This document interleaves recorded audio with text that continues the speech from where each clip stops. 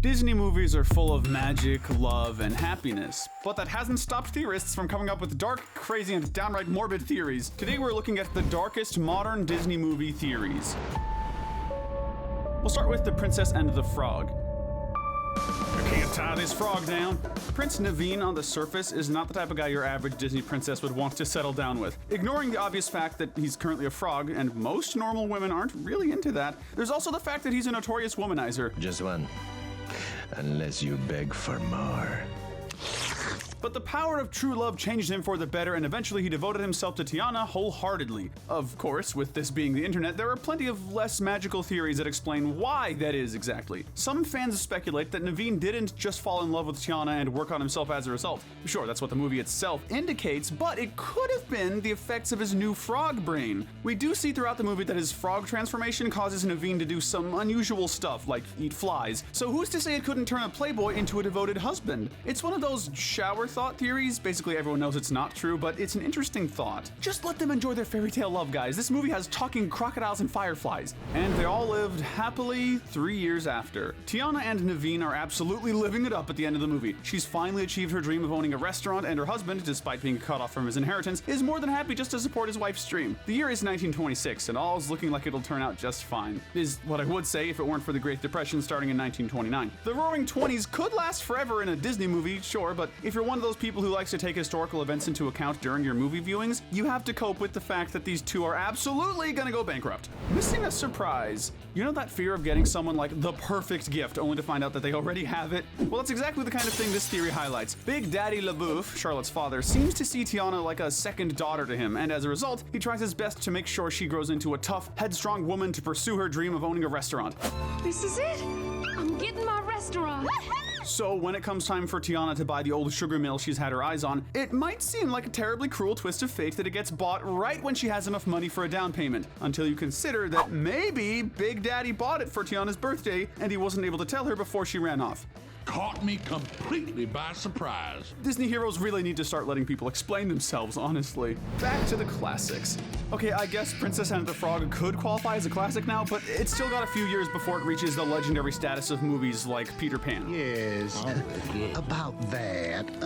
This theory suggests that the two movies might be connected, though. One user on Reddit suggested that Dr. Facilier was a lost boy, the basis of this theory being on a strangely specific power he shares with Peter, shadow manipulation. It's a long shot, sure, but maybe Peter was holding some secret voodoo classes on the side, who's to say? That said, this theory is almost definitely false. In a hilarious twist of fate, one commenter on the original post pointed out the fact that none of the Lost Boys were black, which, on the surface, should be enough to debunk this theory, but screw surface level stuff, maybe Dr. Facilier was white, but he decided to use voodoo magic to make himself black, and this script is definitely on its way to getting us canceled, so let's move on. The theories are only going to get weirder from here, so let's start on Tangled. Mother knows evil less. She's a gatekeeper, a gaslighter, but not a girl boss. Still, despite only hitting 2 out of 3, Mother Gothel's gone down in infamy as one of Disney's most despicable antagonists. Oh, great. Now I'm the bad guy. And the nature of her conflict with Rapunzel makes many wonder if she might have something in common with the original despicable Disney antagonist. Some fans speculate that Gothel here is actually the evil queen from Snow White, given that both of them lock up their daughters for the crime of being too pretty. What's more, they're both motivated by vanity. The evil queen tries getting her own child killed for being more attractive than herself, whereas Gothel abuses her daughter's healing hair to keep herself looking young, sheltering her for her entire life as a result. This is an interesting observation, and it'd be even more interesting if the evil queen didn't, get crushed to death already, but whatever. Talk about coincidence. If Tangled came out just a decade later, Disney would have one more weird conspiracy theory on its hands. Why, you may ask? Well, dear viewer, this movie's about a girl who is isolated from the rest of her town, forced to be quarantined therein. You probably already know where I'm going with this, but in case you forgot, you know what the town's name is? Corona. Yeah, I still don't even know if we can say it without probably getting demonetized. Survivor's guilt. This theory is more realistic, but also more tragic. In Frozen 2, it's revealed that Elsa and Anna's parents tragically died on a voyage out to sea. We also end up seeing Flynn and Rapunzel making a quick cameo, and they seem to be attending Elsa's coronation. That's great and all, and it shows that the two kingdoms must have had a positive relationship, but it also has some morbid implications. Since Rapunzel and Flynn would have been married somewhat recently at the time, it's not impossible that the voyage Elsa and Anna's parents died on was to attend Rapunzel's wedding. Furthermore, the theory states that the two show up not just out of friendship, but also out of a sense of psychological guilt for indirectly causing the deaths of 2 monarchs, in their own minds at least. Are Disney theorists okay? Let's move on to something more lighthearted. Winnie the Pooh, specifically the 2011 movie, but we'll be talking about some theories for the whole series. We've all heard of this one. There's just something about the most lighthearted cartoons having the most morbid, bizarre theories. Case in point, the adorable, cuddly characters of Winnie the Pooh. Yeah, what if they all represent a different mental disorder? Pooh is ADD, Tigger is ADHD, Piglet's anxiety, you already know what Eeyore is, etc. That explains everything. This is one of those rare theories that's almost become ingrained in pop culture itself at this point. Hell, there's an IDR Labs test on it. Is the Baxen even real? Okay, hear us out on this one. It's a long shot. The main conflict of this movie stems from Owl misreading a paper written by Christopher Robin. Because CR is a child and therefore has terrible handwriting, it's read as Baxen instead of Baxu. Later, of course, Christopher Robin reveals what he actually wrote, which begs the question of whether the Baxen is actually a real monster to be feared. I know it's a long shot, but I feel like I'm really onto something here. Maybe the real Baxen was the honey we ate along the way. Speaking of honey, Pooh will do anything for a hit. I mean, a pot of honey, or even a small smackle. The bear simply needs his honey, and some fans, albeit usually jokingly, have speculated that Pooh has a severe honey addiction, and it's specifically a metaphor for alcoholism. Honey? Honey? I mean, hey, if projecting onto Winnie the Pooh characters helps you confront your inner demons, go right ahead by all means. It's not like there's much evidence, but if you switch the U in honey for an E, what do you get? Henny. I rest my case. Don't trust flying people. Really, Owl and Balloon, the only 2 characters in the film who can fly consistently, are the 2, debatable, main antagonists. Like, yeah, Owl's not evil or anything, but come on. You're telling me this guy could write an entire memoir and try to get his friends to read it, but he couldn't read back soon? This guy was ready to manipulate his friends via psychological intimidation if it meant getting them to read his biography. I'm pretty sure that's some kind of crime, right? As for a balloon, yeah, it's a stretch, sure, but balloons are stretchy. Also, I can't help but wonder if he was sentient all along. The sheer amount of chaos this thing caused is off the charts, so we could very much have a bubble buddy situation on our hands with this one. All done. All right! Bubble Buddy, you dig them out while I get some cotton candy. Don't just stand there, dude. The tide's coming in. Even Bubble Buddy didn't lead several cute cuddly animals into a deep, nearly inescapable hole. He just let a guy drown to death. I hate this for Eeyore. Eeyore, an inspiration to depressed people everywhere. He's the proof that no matter how sad or depressed you are, you can always find friends who will love you and accept you for who you are. Which is exactly why I hate this theory that Eeyore's depression stems from the fact that he's Christopher Robin's least favorite toy. There's no actual evidence for this theory, so fans tend to support it by basically roasting Eeyore for not being as cool as the other toys. I probably deserved that. Like, bro, he's already sad as hell, give him a break. This one is less unsettling. For this one, we have to go back to another Disney movie, Pinocchio. In one scene, a bunch of children on Pleasure Island are turned into donkeys. This theory suggests that, well, you guessed it, one of those kids just so happens to be Eeyore, and being transformed into a plush donkey after living his entire life as a human so far would definitely explain the weight of his depression. You know, in some ways, this one actually feels even more painful for Eeyore. Personally, I'm in the camp of this Family Guy gag. I think they're onto something. Why are you always in such a bad mood? I have a nail in my ass. Let's smash into the next section with Wreck-It Ralph. Kill Husband Calhoun. Calhoun is one of the more tragic Disney characters, even if that's mostly veiled under the cloak of badassery. Her wedding was ruined by a horde of cybugs who ate her husband while they were exchanging vows. That's messed up enough on its own. But then there's the fact that the cybugs can transform into creatures they eat, so if they're as sadistic as they are dangerous, they could have transformed into Calhoun's husband, forcing her to either gun her lover down or literally leave the fate of the world in those monstrous bugs' mouths. Game story. If you ask me to give the most absolutely basic description of the Wreck-It Ralph saga, it'd be Toy Story but with video games. But what if the owner of those sentient game characters was fully aware of their sentience? Looks like the game's gone cuckoo. I mean, think about it. Stan Litwack owns an arcade, a place that already runs on a huge amount of electricity. Why, then, would he deliberately decide to keep the machines on at night? Simple. To keep the characters he knows are sentient alive in there. When the characters in Fix-It Felix Jr. came back, he was more excited about their return than he was about monetizing the game. Hey, Ralph's back! Isn't it great? Such a nice guy, right? Well, far from it, actually. If this theory is true, then every single time Stan unplugs an arcade machine, he is willingly and knowingly killing, or at least comatizing, every character inside of it. It's too late, Ralph. Litwack's pulling our plug in the morning. You guys better keep lining this sick freak's pockets unless you want to end up like Turbo.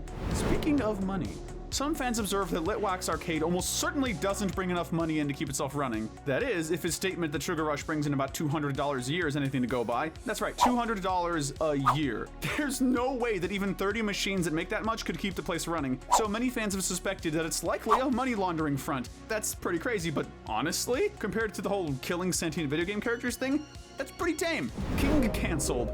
Even fictional video games aren't lacking in cut content. Eventually, it's revealed that the movie's main villain, King Candy, is actually a character named Turbo who went insane after his game was unplugged. Desperate to keep, existing, Turbo became King Candy by hacking into Sugar Rush and modifying himself. Or did he? Some fans suggested that, for Turbo to become King Candy would have had to be a character in the game already. Fantastic! That suggests that King Candy was always in the game's code, perhaps as a racer, and like a demon searching for a proper vessel, Turbo made a desperate gambit to keep existing by taking over the body of King Candy, destroying him and keeping his code for himself. Oh, the code is the sweet lifeblood of the game. If that theory isn't screwed up enough for you, consider the also common theory that Vanellope is King Candy's daughter. Felix lobotomizes kids. Fix-It Felix Jr. might be the good guy in his own game, but that doesn't keep him safe from having his fair share of flaws. I don't mean just leaving the faucet running flaws. No, as some fans have observed, the reset of the Sugar Rush machine didn't fix Vanellope's glitchiness, nor should it fix the behavior of the other racers. It's been speculated, albeit lightheartedly, that Felix actually fixed these kids with his hammer, effectively lobotomizing them so they'd be more well-behaved. Not gonna hurt you, you little freak. Obviously, Felix wouldn't do that, right, Felix? Felix? Dude? What are you doing with that hammer? A calculated glitch. One of the major conflicts of the movie comes from Vanellope's status as a glitch, which prevents her from being accepted by King Candy or the other racers. The glitch. But as we've already mentioned, King Candy isn't a legitimate king. He's actually Turbo, who wouldn't have a way of knowing what was intentional in Sugar Rush. That begs the question, what if Vanellope was meant to be glitchy? We all saw how much kids loved playing as her, so King Candy's fears of her causing the game to get unplugged ended up being completely unfounded. A fair match is fun, but who doesn't want to play as a ridiculously overpowered character here and there? Like getting the invincible star in Mario, or like existing in Kirby. Make sure to grab a blanket because it's time to talk about Frozen. Sisters from another kingdom. Going back to the brief Rapunzel/Flynn cameo we saw in Frozen 2, we have another idea to play with. What if Rapunzel's actually a cousin of Anna and Elsa? It's a stretch, sure, but that is an awfully long trip to take for someone who isn't family, or at least a really close friend. And honestly, we'd prefer that to them having survivor's guilt. What is this, a crossover war? We now return to the Disney fandom's undying need to connect absolutely all of the franchises together. Pixar's Brave mentions a conflict with the North, which will probably associate most closely with snow and ice. Now, I'm sure there are plenty of kingdoms, real and fictional, that are to the north of Scotland, but that hasn't stopped fans from speculating that this kingdom could be Arendelle. While there's no direct evidence, Merida's mother does have a white streak in her hair that looks quite similar to the one Anna received after getting hit by Elsa's ice power. Could be a thing. Wing trolls. Next time I need a wingman, I'm going for these rocky little troll dudes. The heel turn of Hans's betrayal rubbed a lot of fans the wrong way, which led to some of them, probably the shippers, to speculate that the trolls wanted to bring Kristoff happiness, so they placed Hans under an evil spell. Again, no evidence for this, but the song Fixer Upper does have the unusually suspicious line, "Get out of his head, man!" You guys know that weirdly popular urban legend that Walt Disney's Frozen head is hidden beneath Disneyland or somewhere? Yeah, no, you don't. Not if Disney has anything to say about it. When they released Frozen, suddenly information on this theory became tougher to find. I know it's almost definitely a coincidence, but it's still really funny to think of Disney making an entire movie just to cover up a fraction of the attention the whole Frozen head thing was getting.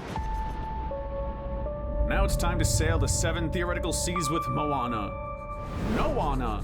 Yeah, like practically every movie in existence, there's at least one theory that the main character is dead, or dreaming, or comatose. In Moana's case, it's the first of those 3. And unlike a lot of other theories in the same vein, this one's pretty plausible. Since the movie starts off with an intense storm and Moana only interacts with deities like Maui until the end, fans speculate that she actually did die in that storm and was only brought back to life at the end of the movie, with her Heart of Te Fiti necklace being a crucial component. Or maybe she never died. It's all but confirmed that Moana's heart keeps her safe. If you'll pay attention to her grandmother's death, notice that she passes just about right after she hands the heart over to Moana. Do you know who you are? Perhaps her divine purpose was to pass it down to her so she could eventually return it to Te Fiti. What can I say except, my bad, Lilo. Maui is quite the character. Being a god of weather, fans naturally connected him with another Disney film that centers around a tropical island, Lilo and Stitch. But I'm not sure he'd appreciate his role in their crossover theory. See, in Lilo and Stitch, the opening scene has little Lilo talking about how she's off to see a fish called Pudge, who can control the weather. Coincidentally, her parents die in a car accidentally caused by a rainstorm. Quite the change in tone, I know. It's unlikely, but could it be that Maui accidentally killed Lilo's parents? Almost definitely not, but possibly. Am I really going to theorize about this orphan girl's parents for YouTube views? Of course I am! Hey, is this a demigod? I love theories that suggest lighthearted comic relief characters actually have some seriously deep or messed up lore behind them. Take Heihei, for example. He's a goofy little rooster who can't even eat on his own and miraculously survives the worst that cartoon slapstick can throw at him. Some say this is because, like Maui, Heihei is a demigod, while others, meaning me, believe that Heihei is actually a particularly strong demigod in the Moana universe. A demigod so powerful, in fact, that they turned him into a rooster with brain damage for fear that his power was too great. Boat snack. Or maybe he's just a rooster, a really lucky rooster. Toma tons of drama. Tamatoa is a crab with an incomparable twinkle, which, obviously, we all hold him in high regard for.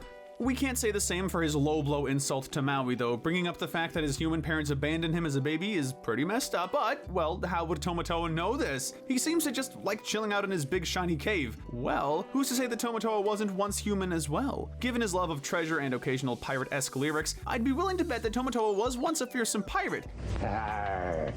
Maybe even having some sort of contact with Maui's parents, or perhaps he was defeated by an adult Maui when he was already a demigod and cursed to walk the earth as a crab. I can think of worse fates than being turned into a crab. Just don't put me anywhere near a red lobster. Now that we've already mentioned animals, it's high time to talk about Zootopia. Zootopia, CIA, yep. If you're like me, you know precisely two things about the CIA. It's where Stan from American Dad works, and it's where many Americans are convinced that a mass conspiracy to distribute crack to low-income neighborhoods was enacted. That's all well and good. Okay, it's neither of those things, but my point is that Zootopia might actually be a subtle reminder of the same theory. Sure, everyone knows that Zootopia is a pretty clear allegory for racism, prejudice, etc. But the sign says, we reserve the right to refuse service to anyone. But then there's the fact that the mayor of the city, the one who has central intelligence about Zootopia, if you will, distributed a drug that drove predators to attack other animals. Someone's starting predators with a serum. That's what's making them go savage. It's definitely a stretch because, you know, this is Disney we're talking about, but honestly, the fact that the movie has a well-crafted enough story to have theories like this is still commendable. Cats and dogs and class traders. Perhaps the most blatantly absent race from Zootopia is the more domesticated animals, specifically dogs, cats, and the like.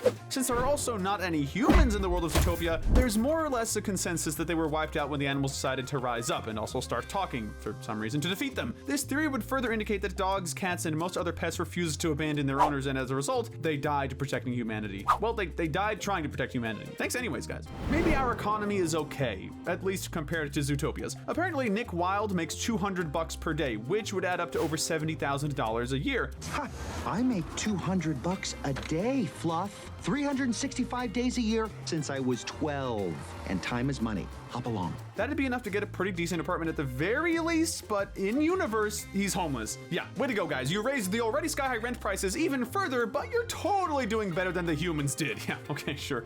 Or Flash. The ironically named Flash the Sloth has an even more ironic speeding ticket in the movie's final scene. Nick. It seems like a cute little gag and nothing more until you think about it. Remember how painfully slow this guy was at the DMV? Yeah, as slowly as he'd push the gas pedal down, he'd take just as long to get his foot off the gas. Tell it to the judge, Flash. But maybe, like, start now and I'll record what you say in an hour or so. Police force. Honestly, not wanting small animals to be police officers isn't the most unreasonable take. Everybody sit.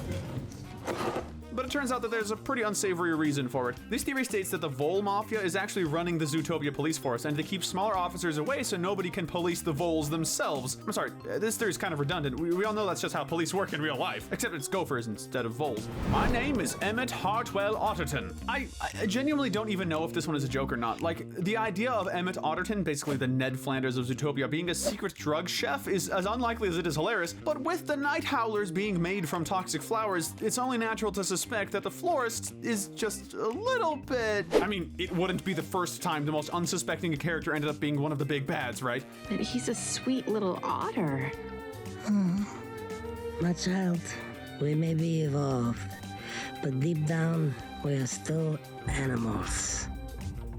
Even the writers of the movie didn't catch Otterton. Walter walked so Otterton could run from his crimes. Possible crossover? Finally, we've saved the most simple Zootopia theory for last. Shark Tale. Yes, really. There's absolutely no proof that Shark Tale and Zootopia can't exist in the same universe. I don't know if this is some sort of subtle way of begging for a crossover between the two, but all it's got me thinking is that Zootopia could very well be a higher income town from the world of Chicken Little. Look over there! Seriously, is that just me? I just want to see that Buck Cluck is making good on his word to be a better dad.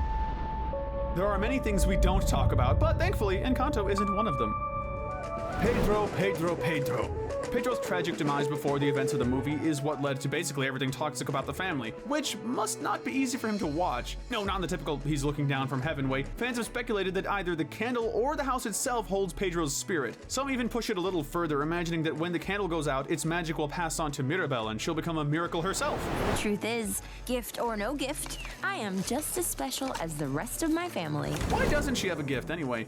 Well, some fans have made a pretty subtle observation that might explain it. The way the family members receive their gifts is by touching the candle, then touching that sacred door, thus receiving whatever magic the house has decided to give them.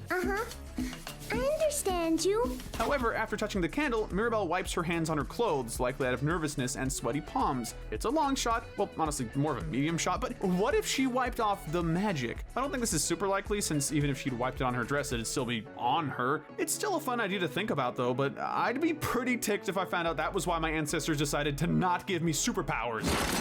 Have we displeased you, almighty God in heaven? Do our lives mean nothing to you? Yeah, you wiped my magic on your shirt, dude. That's like flipping someone off in deity language. Mirabel has a gift? Okay, I know this sounds crazy since the main conflict of the movie stems from the fact that Mirabel doesn't have a gift, but there are some fans who disagree. Some speculate that her gift is to alter the life paths of others, more specifically causing their greatest fears to come true. Move, you're gonna make me drop a donkey. It's a bit morbid, sure, but given how much misfortune she inadvertently kicks off, it's honestly plausible. But I was watching the movie and, well, I couldn't help but notice that in the song Waiting on a Miracle, Mirabel just straight up stops time. Like, are we gonna talk about this? Mirabel has the gift to stop time. She's Dio from JoJo's Bizarre Adventure, but a good person and also a Colombian girl. A lesser intellectual would write this off as an artistic choice, but I see right through it. She knows this power is so dangerous, she can't even let the audience know she has it for certain. Julieta MVP. She might have arguably the smallest role of the Madrigals, but Julieta might just be the most valuable player in this story of generational healing. I say that because of what might be this movie's most popular theory, that Julieta knew Bruno was in the house all along. As a main chef of the house, and the one literally gifted with cooking healing food, there's no way she wouldn't have noticed servings going missing for years on end. It's also notable that Julieta was the first to hug Bruno when he was reconciled to the family, and surprisingly didn't have a part in We Don't Talk About Bruno, no. Despite there being a whole scene of the family setting up the table for dinner. Plot twist, Julieta doesn't have a miracle, she is the miracle, who just so happens to be good at cooking. While it's only the third to last on our list, Raya and the Last Dragon is the last movie that, look, I can't come up with a clever transition for all of these. Let's get down to business to connect the films. Many people have speculated that Raya takes place in the same world as Mulan. This seems like one of the most logical theories on our whole list, frankly. Both movies involve a warrior fighting to save her country with the help of a dragon. Impressed, huh? But they also involve dragons who were turned into stone, which further supports the theory. Honestly, it's a shame that they missed the opportunity for a cameo. All right, let's get weird again. This theory is also related to Sisu and the other dragons, but it's a bit weirder. Here we have the idea that the dragons are alien colonizers. No, yeah, you heard me right. When the last dragon... he said it! The last dragon dies, all of the water on the planet dries up, implying that the natural environments we see throughout the movie are only possible through the terraforming of these dragons. I mean, I guess there are worse things that the term alien dragon colonizer could imply, right?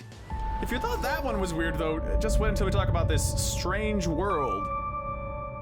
Theory, the movie exists. Okay, I have to ask, did anyone else forget this movie existed? Like, I'm not doing a bit here, I genuinely forgot about it. In fact, the only theories we found for this one were basically just predictions about the movie. There's a switch right beside the handle. Legend, you see the switch? That's rough, man. Even Good Dinosaur had more theories than this. Getting outplayed by Arlo has to be brutal. Love it, hate it, wish that it were better. The thanks you get for reaching the last section of the video is Wish. Indirect origin stories. Everyone knows by now that this movie's characters are pretty much all archetypes for classic Disney characters and tropes. From Asha's friends all being all but confirmed ancestors of the seven dwarves, to Asha becoming the fairy godmother, to Magnifico becoming an evil magic mirror. My butt found it. There's no shortage of references here, but that raises the question of whether or not Asha is the same fairy godmother as the one from Cinderella, or if Magnifico is the same mirror from Snow White, etc., etc. There's really no way to confirm nor deny this, but with Dahlia and the other friends whose name I bet none of us remember being predecessors of the dwarves, who's to say Magnifico couldn't end up connected to them eventually? And that's why I do what I do. Same goes for the Asha fairy godmother theory. She could mentor the next generation of fairy godmothers and help other protagonists live happily ever after. The extent of Magnifico's crimes.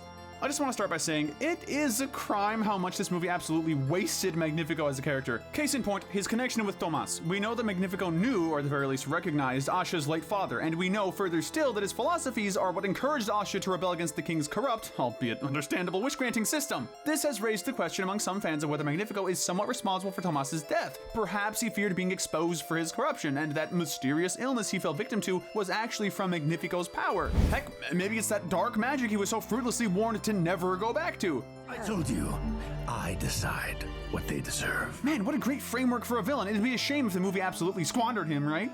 Star is a god.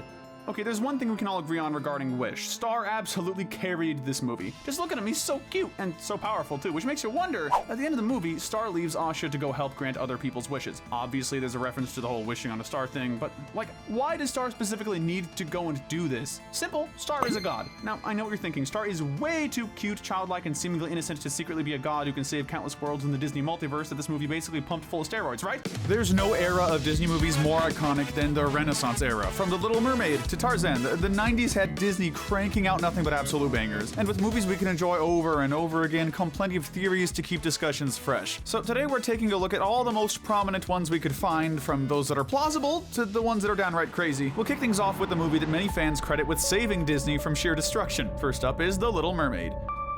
The Seven Sea Sisters. Easily one of the most unproblematic theories in this video is that Ariel and her 6 sisters each represent one of the 7 seas, with Ariel, of course, being a stand-in for the Red Sea. This holds about as much significance as that classic SpongeBob characters represent the 7 deadly sins theory, which is to say it doesn't really mean that much. It's more of a cute detail than anything else. Don't touch that dial though, we're gonna get way weirder, believe me. Speaking of setting, one of the most interesting theories from a world-building standpoint is that the city of Atlantica is actually part of Neverland from Peter Pan. Hello, Peter.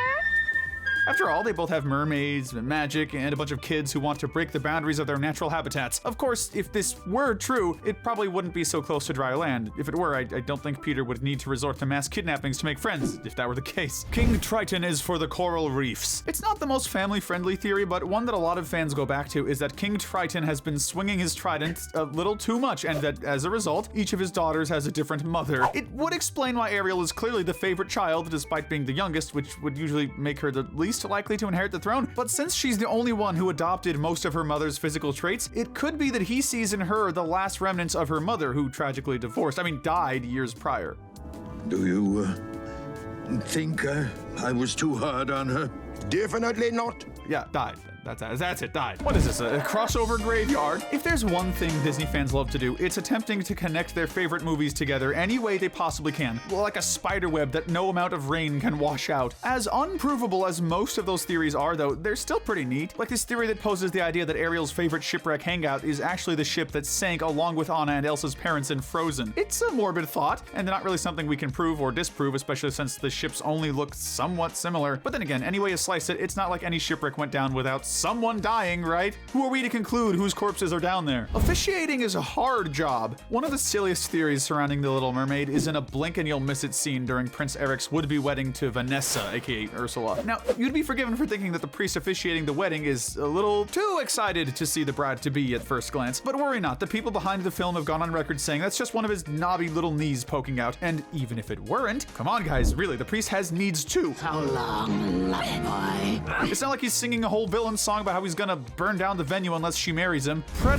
Prince Eric. Okay, there's been plenty of discourse over the age gaps between classic Disney princesses and their princes. Some are pretty darn egregious, like the 30-year-old prince and the unconscious 14-year-old girl in Snow White. So naturally, hearing that Ariel is only 16 years old might have raised some eyebrows in Prince Eric's direction. But for any Eric fans out there, worry not, he's only 18, so you can turn off all those police sirens. Seriously, they're really distracting. Stop. Speaking of sirens, though, sirens are one of the most interesting magical creatures in Greek mythology. Basically, they pose as attractive women and use their magical voices to lure unsuspecting sailors to certain doom. The question, though, is whether or not such methods would work on a prince. This theory indicates that Ariel, by complete accident, seduced Eric not through natural charm, but through inadvertently using a siren song that brainwashed him. That would definitely explain why he fell so hard so quickly and basically dropped everything else in his life to go make out with some girl he saw in the ocean. But then again, the fact that this is a Disney movie would explain that even easier. In this economy, it doesn't take too much of a financial expert to realize that Prince Eric's economy would have suffered greatly from his love for Ariel. We can see throughout the movie that fishermen are in no short supply, which naturally would make things awkward between Eric and his wife, who has lived among fish her whole life. It stands to reason that fishing might be outlawed by the new princess, which would also explain why her daughter is so unpopular. Not just for being weird, but for inadvertently causing Papa to lose his job at the docks. It's not exactly the focus of the movie, but it's something to watch out for. Remember guys, before you marry a girl you found singing in the ocean, be sure to consider how it will affect the economy.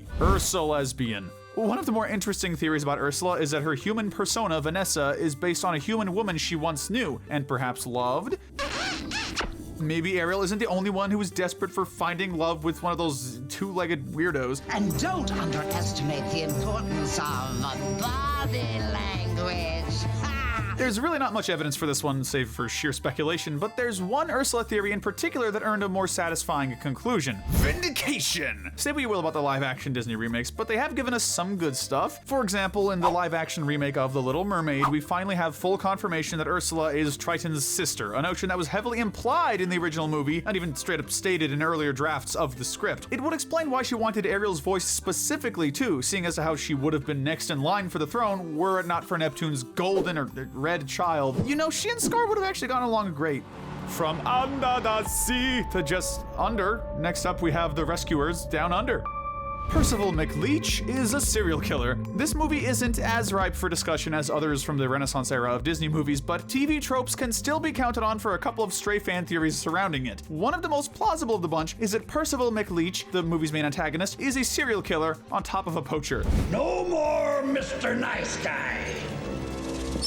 It would explain how he gets away with so many egregious crimes, from the obvious poaching to the added charges of kidnapping, torture, and attempted child murder. Morally, it wouldn't be a stretch at all, but even from an objective standpoint, note the scene where he prepares to feed young Cody to the alligators. With how quickly they react to seeing him, it's almost like they've come to associate McLeach and his crane with feeding time. They like it when you use live bait. And what's more, a report on the radio describes the gators claiming another victim. His backpack was found near Crocodile Falls, and local rangers believe he was yet another victim of crocodile attack. As if the guy weren't scary enough already, jeez. Okay, back to the goofy stuff. Another user suggests that the movie's main human protagonist, Cody, is actually Cody Martin from The Sweet Life on Deck. Why, you ask? Well, they're both blonde and named Cody. Okay, to give this theorist some credit, it would explain why Cody doesn't have a trace of an Australian accent, but you'd think him having a twin brother would have come up at least once throughout the movie, right? You know, Zach? Did they clone him at some point? All right, before we have an aneurysm trying to figure that one out, let's talk about Beauty and the Beast. Typical blonde slander. You've heard of the dumb blonde stereotype, right? Well, it could be worse. Now, how about prostitute blonde stereotype? It's easy enough to forget the trio of blonde ladies fawning over Gaston, but when you do remember them, you can remember them being called the Bimbettes. Yeah, this one might seem like more of an Easter egg than a theory, and honestly, if there's anyone who would 100% be down to pay 3 women to follow him around and fawn over him, it is Gaston. Let's get symbolic. Gaston bears some more similarities to the titular beast than you might expect. Not only are they both tall, blue-eyed brutes, they're also both self-centered, cruel narcissists. Picture this. A rustic hunting lodge, my latest kill roasting on the fire, My little wife massaging my feet. The main difference is that the beast was able to change through the magical power of love. It's been said as a result that Gaston is a dark foil of the prince, imagining how awful he could have become if he'd never been humbled and turned into the beast. Crazy old Maurice. One of the less fun theories we have to discuss today concerns Belle's father, Maurice, a sort of brilliant inventor with a forgetful streak and a reputation as the crazy old dude. Crazy old Maurice. He's always good for a laugh. Many fans speculate that this poor guy isn't just some nut job, but rather a man suffering from early onset Alzheimer's disease. This theory is supported, among other things, by his inconsistent memory, the way his daughter very sweetly interacts with him, almost like she's talking to a little child. And become a world-famous inventor. You really believe that?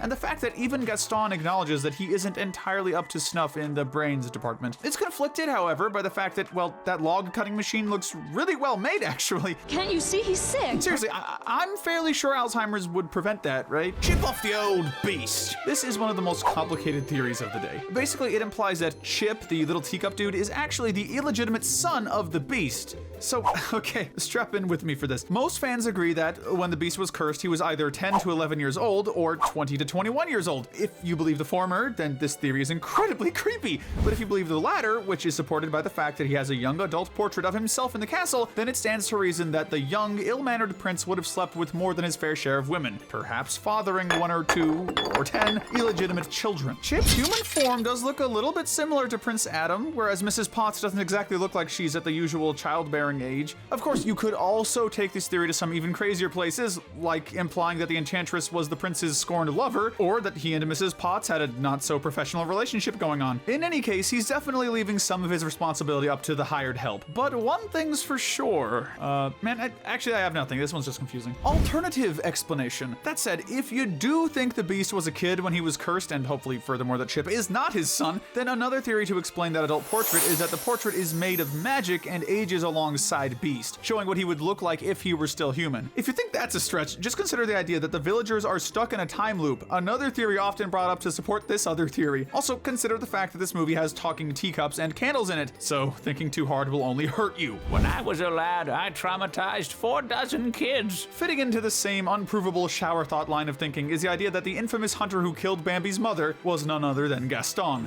Take a look at my trophies. Maybe some other time. A theory supported by little other than the fact that they're both human men that like hunting, and that only a jerk like Gaston could orphan such a young deer like that. Gaston. Before the live-action retelling confirmed that Le Fou was gay, because, like, we totally couldn't tell that, plenty of fans suspected that the narcissistic Gaston was a gay man putting on a straight facade, flirting with Belle, a woman with zero interest in him, so he could keep the ruse going without compromising his gay nature. Of course, if this were true, I doubt he would have gone so hard to make Belle his wife. That really feels more like a conspiracy theory than anything else, but then again, Gaston does seem to be pretty in love with himself, and himself is a guy, so maybe they're onto something here. The West Wing. What's in the West? It's forbidden. While we know that on the surface, the Beast wants to keep Belle away from the West Wing so she won't see the truth about him and his curse, nor jeopardize his chances of being freed from it. I warned you never to come here. I didn't mean any harm. Do you realize what you could have done?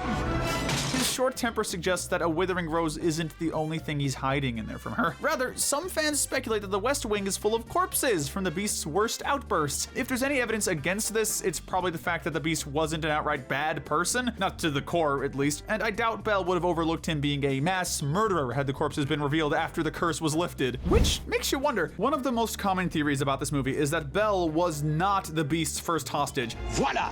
Oh, you look so stupid. Honestly, this one just makes too much logical sense to not be true. The guy was tasked with breaking a curse with the power of true love, and he just so happens to have the personality of an arrogant, entitled prince and the body of a monstrous beast. It makes sense that he'd try to repeatedly force women to fall for him, which explains why he both lost all hope and why he was moved by Belle, who was so kind that she volunteered to stay. This was probably the first time anyone volunteered to stay in the Beast's castle. Gee, I wonder why. So naturally, it would be a good vehicle for his change. Or you could just chalk it up to Belle having Stockholm Syndrome. You know, if you want to take the magic out of it. Now, we could show you the world, but instead, we're just going to show you some interesting theories about Aladdin. The Peddler. This one is the most iconic theory about Aladdin, and one of the ones that's been confirmed, due to them sharing the same voice actor and framing the whole story of the movie. Please, come closer. Too close. A little too close. There. It's been long speculated that the peddler from the beginning of the movie is the genie in disguise, a theory that was originally going to be revealed during the ending but was sadly scrapped. Like I told you, things are never quite what they seem. Are they? They think he's rather tasty. The opening scene of the movie shows off Aladdin as a guy with heart and some serious favor with the ladies, apparently. When he busts into what seems to be a brothel, the ladies are all too happy to see what I can only assume is a frequent customer of theirs. So you can't afford bread, Aladdin, but you can afford hookers? Brilliant. For shame. Call up Dave Ramsey and get your budget in order. Prince Ali, subliminal is he. In perhaps the absolute weirdest case of mishearing dialogue in cinematic history, one particular scene of the movie had fans believing that Aladdin was asking some good teenagers to take off their clothes. Good teenagers, take off the clothes. Down, Kate. Thankfully, this one falls into the straight-up debunked category, as it's been confirmed that he was talking to Raja and saying something like, "Good kitty, take off and go." It's also worth noting that Aladdin is a teenager himself, so he could have been easily talking to himself, in which case I'd honestly just be kind of worried for his mental state, but either way, he's not a predator, and thus my childhood is spared for at least one more day. On today's episode of Extreme Overthinking, if it seems weird that Princess Jasmine has a pet tiger of all animals, one theory suggests that Jasmine is a witch and that Raja is her familiar. Then maybe I don't want to be a princess anymore. Often, witches were said to have feline companions which would act in line with their master's feelings and motives, which would support the idea that neither Raja nor Jasmine herself like the vast majority of her suitors. Where does the aspect of Jasmine having magical powers come into play then? Good question. Ask the random user on Reddit who pitched this theory 5 years ago. Speaking of Reddit theories, another more metaphorical theory holds a bit more weight, and honestly, it's kind of sad. One interpretation of the movie suggests that Aladdin is a metaphor for addiction, and it all ties back to Abu, the proverbial monkey on his back. Think about it. Like addiction, Abu is always with Aladdin at his low points, is constantly getting him into trouble, and is reluctant to do the right thing, and most notoriously, when Aladdin does get his hands on some food, he feeds Abu, i.e. his addiction, before himself. Is it true? Probably not. Is it a really nice illustration of the dangers of substance abuse? Yeah, actually. I mean, just look at how high that magic carpet gets him. He even got Jasmine hooked on it. What a wholesome start to a loving relationship. Apocalypse, eventually. There are surprisingly many theories about a blank Disney movie is post-apocalyptic, but from a not super serious standpoint, Aladdin is one of the most interesting cases in this regard. Like, if the movie is supposedly taking place in the 3rd century, then how can the genie know how to reference so many icons, real and fictional, from the 90s and so on? Alright, Sparky, here's the deal. A lot of fans have speculated that this movie takes place thousands of years in the future, when society's just starting to rebuild itself after some kind of catastrophic disaster, and those of us who don't wear tinfoil hats everywhere we go just chalk it up to Genie being a source of near-limitless magic. Genie's various crimes. Speaking of the Genie, there's a lot of gray area surrounding this guy. For example, when reading his various rules, he has the oddly specific one that he can't raise the dead, which he reads with a pretty upset vibe about him. I can't bring people back from the dead. It's not a pretty picture. I don't like doing it. So, right off the bat, we've got the indication that Genie is responsible for some kind of zombie apocalypse, and it doesn't stop there. But have you thought about the implications? Aladdin's first wish, and the most important one to the plot, was to become a prince. But as some fans have observed, notice that he specifically wishes to become a prince, not become like one, but to flat out become one. So, this raises the question, did Genie create an entirely new kingdom for Aladdin to be in line for the throne of, only to wipe it out of existence right away, since nobody had ever heard of Agrabah anyway? But an alternative theory takes the third movie into account, where it's revealed that his father is the king of thieves, naturally making Aladdin the prince of thieves. That's our Genie, nice enough to grant wishes without committing mass genocide. Iago, the true mastermind. It's been argued by some that Iago is the greatest Disney villain sidekick of all time. Those some are indeed correct, but that's neither here nor there. Here's the theory. One of the reasons Iago is such a great sidekick is the fact that he's not just a sidekick, he's an experiment. Think about it, he's smarter than almost the entire ensemble cast, demonstrating good foresight, practical skills, and using his facade as an innocent little parrot to his advantage. Boy, Jafar's gonna be happy to see you. Excellent work, Iago.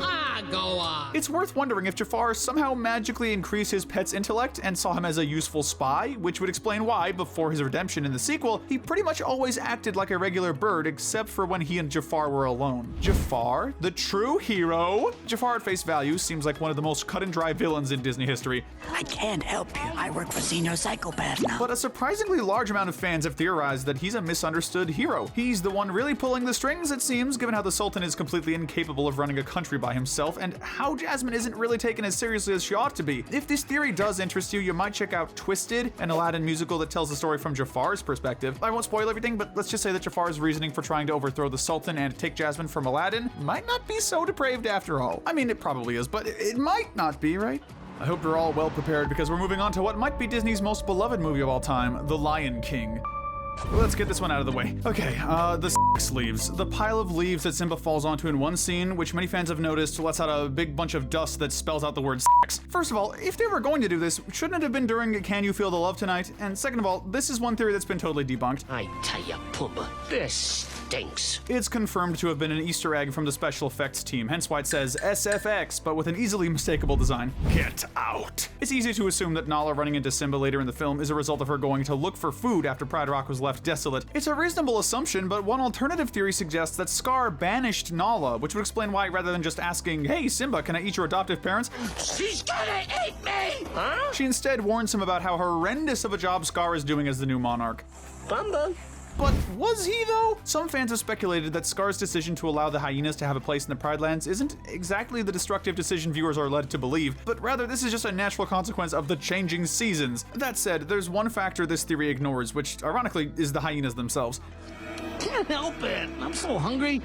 I gotta have a wildebeest. The reason the Circle of Life has lost the majority of its herds is probably because of the little detail that hyenas and lions are both predators. Scar, there's no food, no water. Yeah! It's dinner time, and we ain't got no stinking entree! So it's only natural that no other species would want to stick around when there are two dominant species trying to eat them. Speaking of dominance, ew. So there's a deleted song from the movie called The Madness of King Scar that was later shown in the movie's musical adaptation, one that would have gone into detail on how awful of a king Scar was. This would include his attempts to extend his bloodline, which, as many fans have observed, would have meant mating with lionesses like Sarabi and Nala. You might think that's just too scandalous to be true. After all, when Scar was becoming king, Nala was only a little cub. Surely even he wouldn't sink that low, right?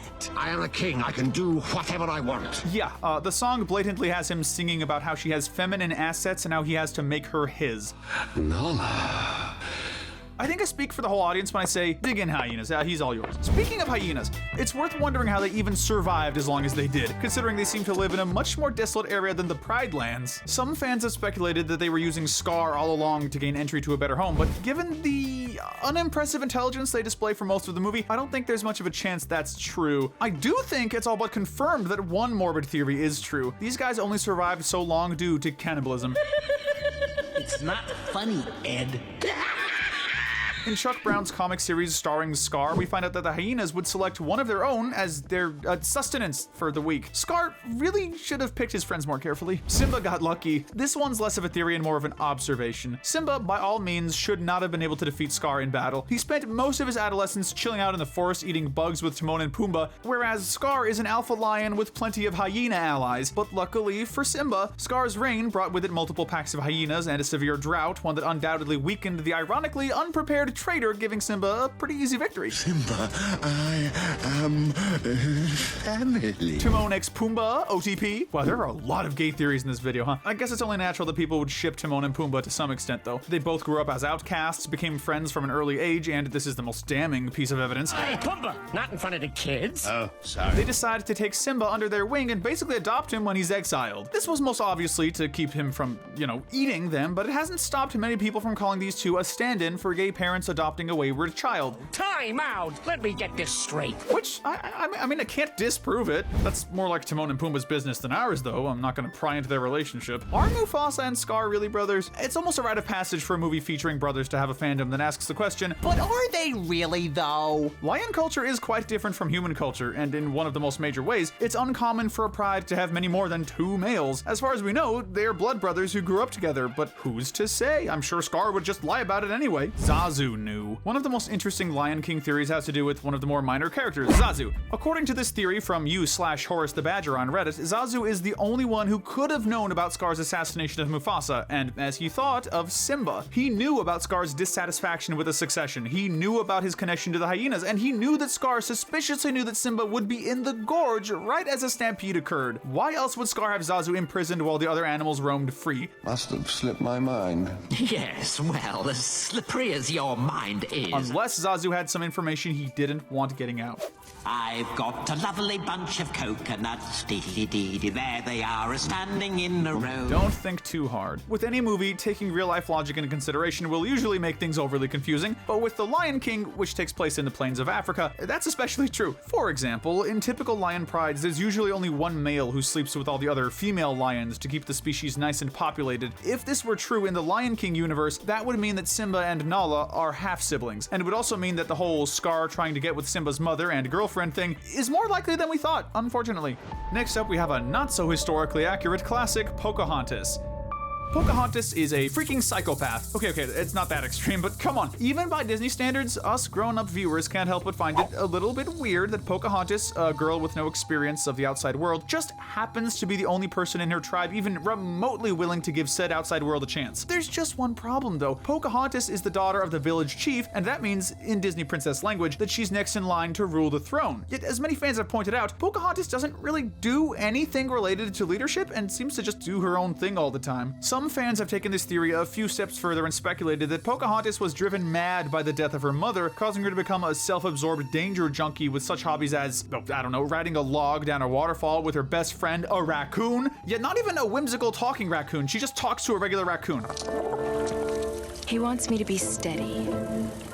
The girl's got issues, that's for sure. Speaking of having issues, Governor Ratcliffe, one of the most iconically irredeemable Disney villains out there. Success will be mine at last. A guy whose character amounts to nothing more than greed and racism. If you haven't lost all faith in the government, you might wonder how he even became governor at all. Which raises the issue of this next theory. What if Ratcliffe, despite being the main villain of the film, was just bait to start the war? Think about it. The early colonizers wanted gold and land, little else. But it's not like they could openly wage war on native people for that end, right? So what if they sent in a guy who was notorious for being a short-tempered, egotistical douchebag, the type of guy to start a war for no reason other than, IDK, man, I just felt like it, XD?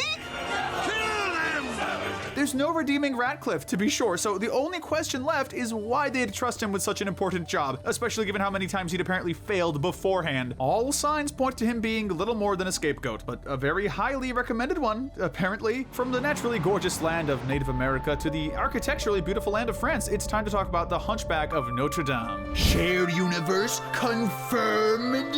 Okay, so you've all heard the theory that Disney movies all take place in the same universe, right? Well, what if I told you that this is the movie that finally confirms it? That's right. Tell me, where does Beauty and the Beast take place? France. And where does the Hunchback of Notre Dame take place? Paris. Yeah, just plain Paris, a humble little city inside of France. Truly, this is the most shocking revelation in Disney fandom history, and we can only hope that Walt Disney's frozen head won't be hunting us down after this video's uploaded for revealing the truth. If this is our last ever upload though, well, you know why. Quasimodo, oh no! Solitary confinement is one of the absolute cruelest methods of punishment the world has ever seen. But remember, Quasimodo, this is your sanctuary. However introverted you are, you can't be mentally well without some semblance of human contact. So what would happen if, say, you were raised by a verbal abuser who kept you locked in a tower? Well, you'd be Rapunzel, but what if you didn't even have magical healing hair to soothe your mental anguish? Then you'd be a little more like our boy Quasi. And if you don't want to believe they talk by the power of Disney magic, this theory states that Quasimodo's gargoyle friends only talk via his own hallucinations. We always said you were the cute one. I thought I was the cute one. No, you're the fat, stupid one with the big mouth. It's a theory that's as interesting as it is heartbreaking, but I doubt they'd be able to help fight back against Frollo if that were the case. On that note, I'll propose an alternative theory, and a bit of a happier one. The gargoyles are actually Quasimodo's guardian angels. Life's not a spectator sport. If watching is all you're gonna do, then you're gonna watch your life go by without you. Think about it. They encourage him to meet with Esmeralda, help take down Frollo, keep Quasimodo company during his loneliness. These guys did all that they did to keep Quasimodo from losing his mind. Hey, Quasi! Congratulations! Yep, the girl's chasing you already. To make this theory even more satisfying, one other decoration on the cathedral is the one that drops Frollo into the pit of fire he himself created. You can't tell me that isn't divine justice, not to mention the sweet, sweet irony of Quasimodo Quasimodo being closer to God than Frollo ever was. Let's talk about Frollo. Okay, so right off the bat, Frollo is horrible. He's one of the most depraved, horrific, irredeemable characters in any Disney movie, yet at the same time, he's so genuinely human. That's what makes him such a brilliant villain. Excuse me. In a way, you can tell that Frollo does want to bring honor to God, though not nearly as much as he wants to bring it to himself. And while that sentient cathedral decoration ended up spelling his doom, one theory suggests that God gave him more than his share of chances. Just look at this one scene from his villain song, Hellfire. Man, isn't it crazy how the moment Frollo prays for help with his temptation, the fire burning before him totally dissipates, and he's immediately told by a soldier shrouded in light that Esmeralda is gone, point blank? It's almost like God answered his prayer, and he could have literally just moved on with his life, but no, you just had to let the horny win, didn't ya? Now that he's fallen the distance from the top of the cathedral to the bottom, let's go the distance to Hercules. A simple connection. With how many princes, princesses, kings, and other royals there are in the world of Disney movies, there's no shortage of attempts to connect this would-be family tree. As it turns out, one is all but confirmed. Hercules and Ariel are cousins, apparently. Okay, so here's how it goes. Hercules is the son of Zeus, right? Okay, and Ariel is the daughter of King Triton. They rule the sky and sea respectively, and the father of King Triton is Poseidon, who just so happens to be the brother of Zeus. You all caught up? No? Great, let's move on. A less simple connection. Of course, a few of the Disney family tree theories are significantly less cut and dry. For example, a surprisingly popular one is that Megara, Hercules' wife, ended up becoming the despicable mother Gothel from Tangled. No, not cousins or book club partners or anything. They're the same person, apparently. Oh. The idea is that when Hercules dies, Megara would fight tooth and nail to obtain immortality to bring him back. Look, I'll be real with you guys. I do not know what the thought process behind this one is. Like, would immortality give her a time machine? And didn't Zeus get immortality at the end of the movie? Or did choosing to stay on Earth come with giving that up? Even if it did mean that, wouldn't Megara be super hesitant to do anything more related to the supernatural, given how she already sold her soul to Hades once and wasn't too fond of the results? This one's just kinda crazy, honestly. Interesting, but crazy. Zeus intended to lose. Zeus is definitely one of the best dads in history. Disney history specifically, and if you're hesitant to believe that, just look at his climactic battle with the Titans. You'd think that Zeus, being the strongest of the Greek gods, would have no trouble slaying them, but every thunderbolt he tosses at them proves super ineffective. I need more thunderbolts!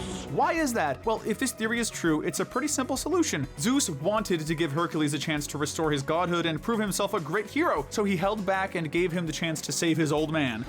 You're a true hero. Then, the moment he's freed, he just starts walloping Titans like a blender going up against some little chunks of fruit. Time is racing towards us now, so let's get down to business to talk about Mulan's theories. Shan Yu is a vampire. Wow. Man, okay, we're starting right off with the weird ones this time, aren't we? Perfect. This one seems like it'll be one of the wildest of the whole bunch, but honestly, it kinda checks out. Think about it. The guy has gray skin, black and yellow eyes, and sharp fangs. He loves killing people, has an excellent sense of direction, mobility, and superhuman strength, and can communicate effectively with animals to do his bidding. Besides, the little girl will be missing her doll. We should return it to her.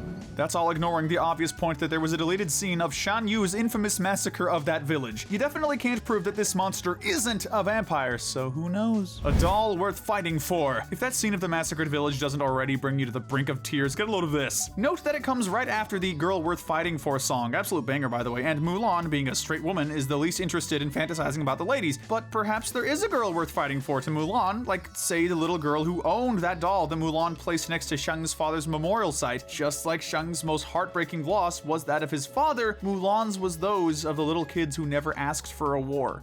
Okay, can we please get to the funny ones now? By Shang. Okay, that's more like it. I like Li Shang. He's a fun character, striking that nice balance of not super nice and not a total jerk, allowing him to both grow and have us root for him in the meantime. But character depth aside, as with many characters in popular movies, there are plenty of fans more interested in speculating about which way Shang swings his thing. Some fans have observed that Shang might be gay, considering how he seems to start to grow a sense of fondness for Ping before realizing he was a she. In a more comedic sense, you could honestly interpret his sense of betrayal as him being disappointed that she was a woman. Oh, look at what is happening to me!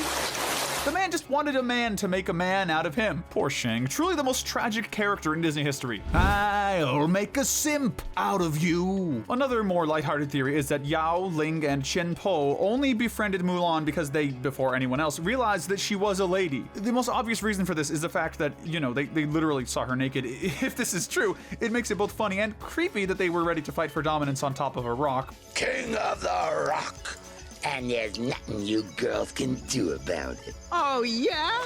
Well, I think Ping and I can take you. But on the bright side, it also makes it pretty wholesome that these three are the only ones who stuck up for Mulan when she was about to be executed. Those are some real friends right there. Even if not being sexist isn't the highest standard of friendship. No.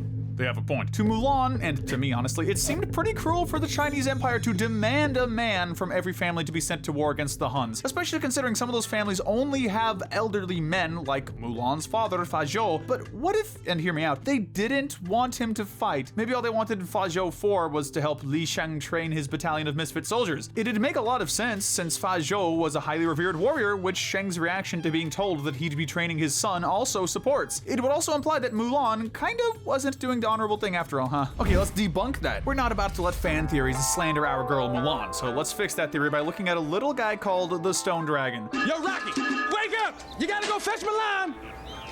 That's right, the Great Guardian who was supposed to be sent after Mulan to bring her back from the war, preventing her from dishonoring her family. But if this theory has a leg to stand on, the Great Stone Dragon wasn't silent because of absence or because of a lack of power. Rather, it was silent for the sake of sending Mushu after her. Go get her? What's the matter with you? After this great stone Humpty Dumpty mess, I'd have to bring her home with a medal to get back in the temple. Wait a minute, that's it! I'll make Mulan a war hero and they'll be begging me to come back to work.